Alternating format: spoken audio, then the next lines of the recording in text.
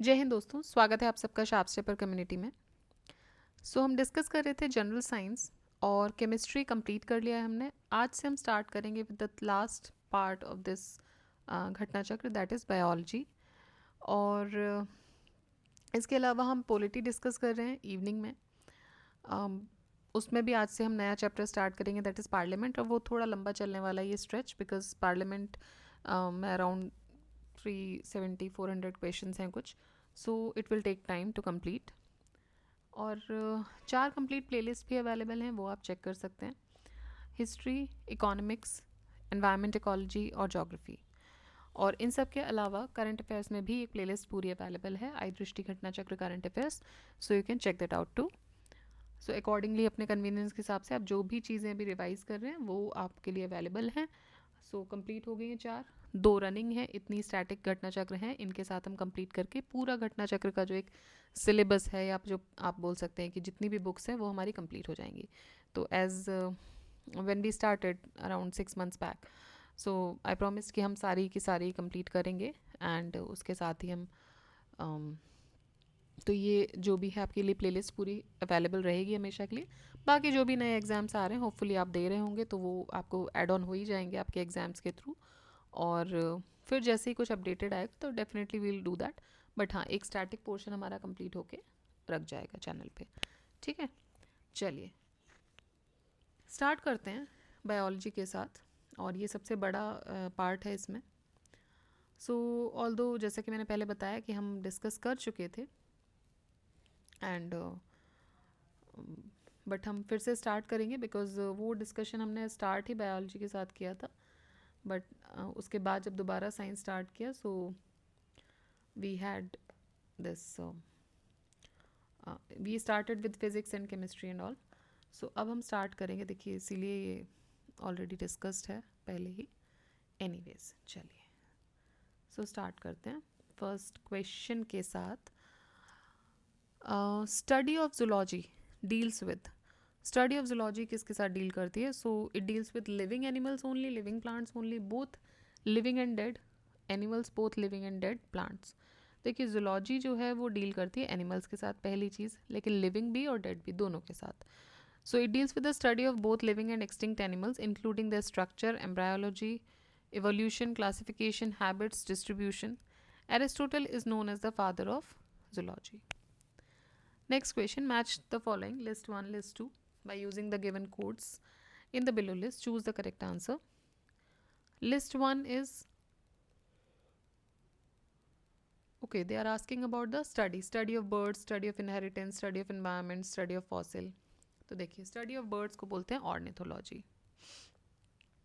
Study of inheritance जो होती है वो जेनेटिक्स की होती है, एनवायरनमेंट को वी ऑल नो इकोलॉजी बोलते हैं, और फॉसिल को पैलियो बायोलॉजी। ठीक है, palaeobiology. Next question is the study of flower, flower की स्टडी को बोलते हैं एंथोलॉजी। ठीक है, फ्रेनोलॉजी बोलते हैं स्टडी ऑफ ह्यूमन स्कल को, देन फ्लावर को बोलते हैं एंथोलॉजी।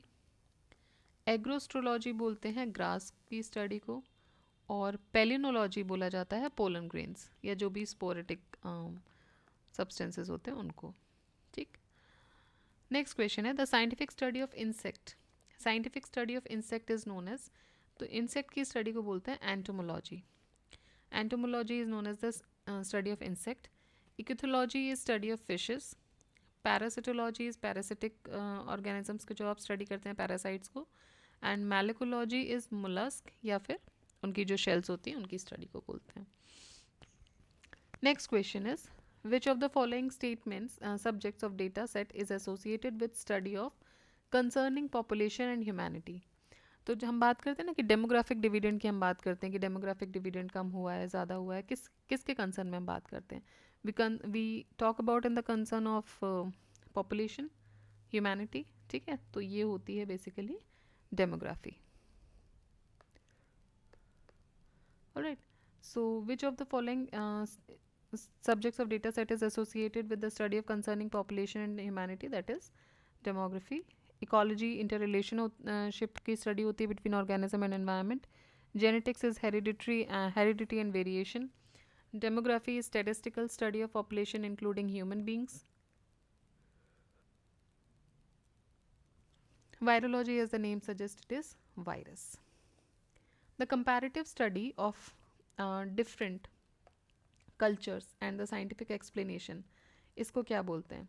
तो कंपैरेटिव स्टडी को बोलते हैं एथनोलॉजी. एथनिसिटी की जब हम बात करते हैं तो ethnology is the science dealing with different races of mankind. Ethnography होता है स्पेसिफिक कल्चर को स्टडी करना. एथोलॉजी होता है एनिमल बिहेवियर को स्टडी करना. एथिक्स होता है एथिकल ड्यूटीज़ की स्टडी करना.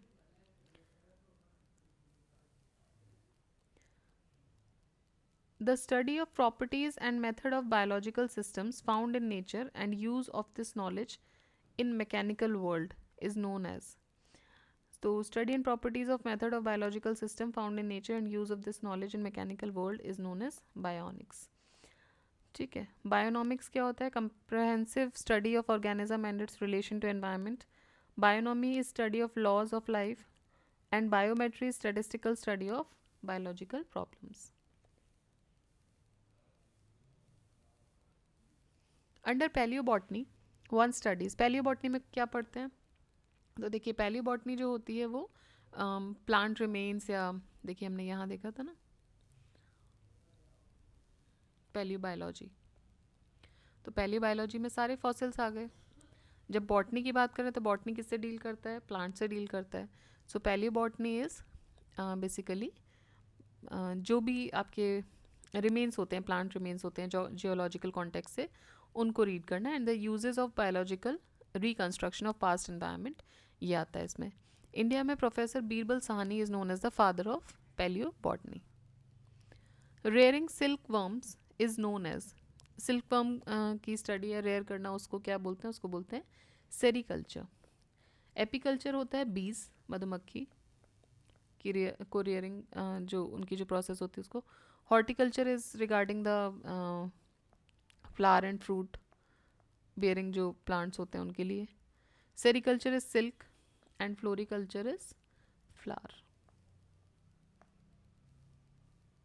बेसिकली डेकोरेशन पर्पस के लिए.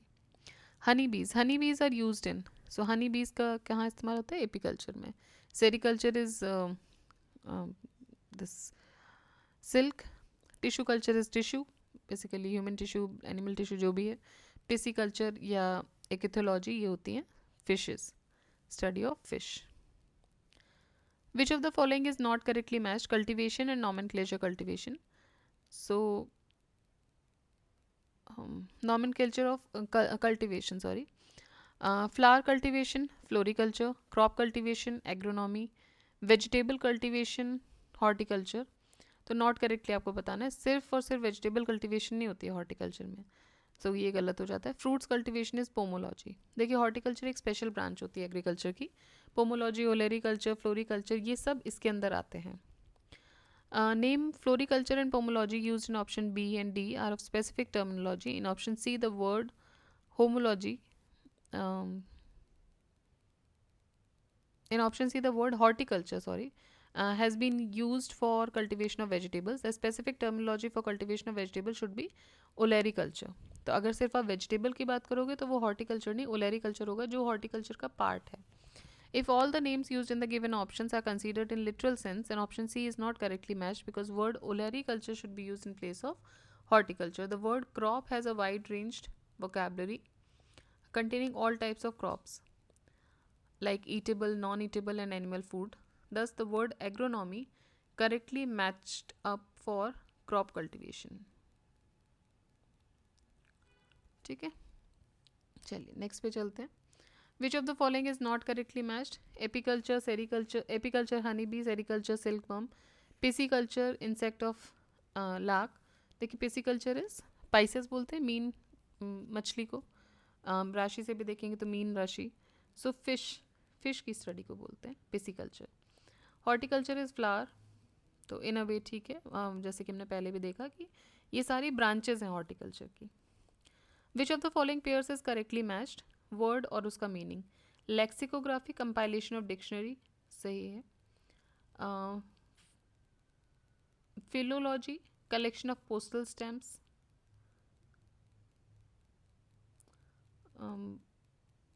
देखिए फिलोलॉजी होता है स्टडी ऑफ लैंग्वेज स्ट्रक्चर और उसकी हिस्ट्री के बारे में.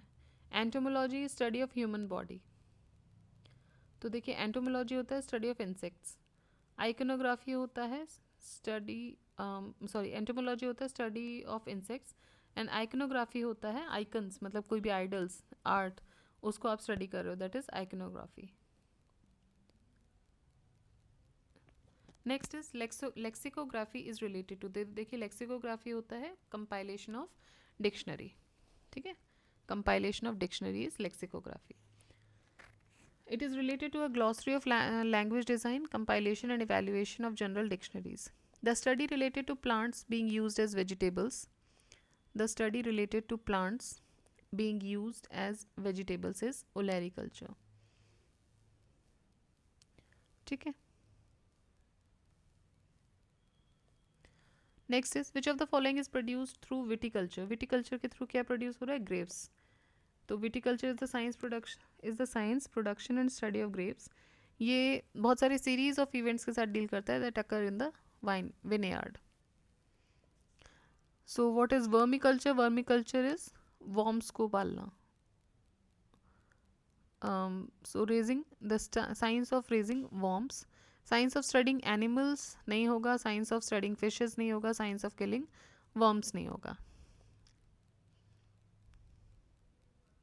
Earthworms can help turning organic waste into nutrient-rich soil for your garden. Vermiculture में the worm used is, तो worm क्या है इसमें? Earthworm की बात कर रहे हैं, केंचुए. Genetics deals with, next question, genetics deals with Mendel's law, organic evolution, DNA structure या heredity and variations. तो देखिए जेनेटिक्स जो होती है वो जीन्स की स्टडी होती है, हेरिडिटरी जेनेटिक वेरिएशंस जो होते हैं लिविंग ऑर्गेनिज्म में उसकी स्टडी को जेनेटिक्स बोलते हैं. The study of gerontology is related to which of the following? तो जिरोंटोलॉजी मतलब होता है ओल्ड एज स्टडी करना, the scientific study of old age, process of ageing को जब आप स्टडी करते हो और उससे रिलेटेड जो ओल्ड पीपल से रिलेटेड जो पर्टिकुलर प्रॉब्लम्स है जो इनकी एजिंग के साथ साथ आ रहे हैं, लेट्स से उनका व्यवहार में कोई चेंज होना, बिहेवियरल चेंज होना, दिखाई ना देना, सुनाई ना देना, हाथ पैर काम नहीं करना, वो सारी जो स्टडी होती है related to old age apart from any kind of disease और समथिंग, वो आती है जिरोंटोलॉजी में. नेक्स्ट क्वेश्चन भी सेम ही है. The branch of study dealing with the old age and ageing, so it is जिरोंटोलॉजी.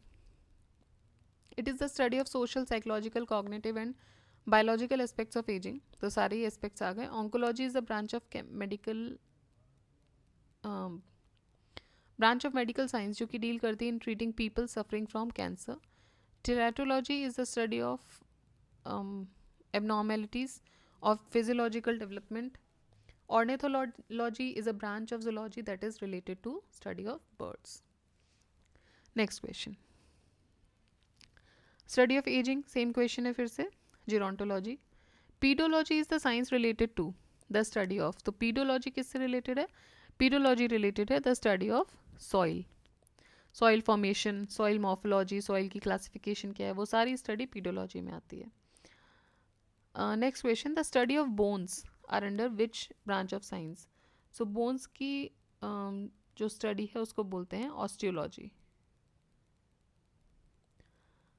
Bones की जो स्टडी है वो क्या है? ऑस्टियोलॉजी. ओरोलॉजी होता है study of mountains. Serology is study of internal structure और स्टडी ऑफ सीरम. और geology is the study of internal structure of the earth and matter found inside it. Next question. The study of bones is done under the branch of science called, तो bones की study होती है osteology. Study of snakes is known as, snakes की study को बोलते हैं basically सर्पेंटोलॉजी. Serpents बोला जाता है ना स्नेक को, सो स्नेक्स आर कॉल्ड सर्पेंट्स, तो उनकी स्टडी क्या होगी? सर्पेंटोलॉजी होगी. देन हर्पिटोलॉजी, हर इसका मतलब होता है बेसिकली जो जो बेसिकली एम्फीबियंस वगैरह से डील करते हैं, तो हर्पिटोलॉजी होता है. ऑर्निथोलॉजी जो है वो बर्ड्स की स्टडी से डील करती है. इकाइथोलॉजी, तो इकाइथोलॉजी को बेसिकली फिश की स्टडी होती है. ठीक है, एम्फीबियंस आ जाएगा. फिर है find out the odd one out from the following. So that is psychology. Physiology, pathology, bacteriology are the branches that basically physiology, pathology, bacteriology, ये जो ब्रांचेज हैं वो बायोलॉजी की ब्रांचेज हैं, जहाँ पे साइकोलॉजी जो है it is the study of mind. ठीक है, तो साइकोलॉजी माइंड की स्टडी है and behaviour, and it's different from other three. तो बाकी जो हैं वो सब बेसिकली ब्रांचेज हैं बायोलॉजी की, और फिजियोलॉजी जो है वो माइंड की स्टडी को बोलते हैं. सॉरी, फिजियोलॉजी नहीं, psychology. Last question of this chapter is what is hydroponics. Hydroponics, तो हाइड्रोपोनिक्स का मतलब होता है पानी में पौधे उगाना विदाउट सॉइल, उसमें आप सॉइल का इस्तेमाल नहीं करते हो, हाइड्रोपोनिक्स, और वो उगते भी हैं. सबसे जो बेस्ट एग्जांपल अगर आप देख सकते हो हाइड्रोपोनिक्स का, वो ऑलमोस्ट हर घर में मिल जाता है. That is the money plant, जिसको पानी में भर के रखा जाता है और वो बहुत अच्छे से मतलब ग्रो कर रहा है. दैट मीन्स इट शोज़, ये तो बहुत ही बेसिक एग्जांपल है. हालांकि हाइड्रोपोनिक्स जो है वो it is working towards maintaining the worms also. ठीक है, तो सॉइल के बिना जो प्लांट्स को ग्रो करना है वो हाइड्रोपोनिक्स हो जाता है. ग्राफ्टिंग प्लांट अलग बात है. वेजिटेबल्स की स्टडी को ओलेरी कल्चर बोलते हैं. सॉइल कंजर्वेशन, सॉइल की स्टडी को पीडोलॉजी बोलते हैं. सो बेसिकली ये आपका एक्सप्लेनेशन है. नेक्स्ट अब जो हम चैप्टर के पास आएंगे वो होगा evolution of life. So evolution of life हम शुरू करेंगे. सो टिल देन आप रिवाइज करिए अच्छे से और कंटिन्यूस रिवीजन रखिएगा, बिकॉज बायोलॉजी में फिर से वही बात है कि बहुत सारे कन्फ्यूजन्स आ सकते हैं. एंड अपार्ट फ्रॉम इट, अगर आपको वीडियो अच्छा लग रहा है तो वीडियो लाइक कीजिए, शेयर कीजिए, सब्सक्राइब कीजिए. जय हिंद, जय भारत.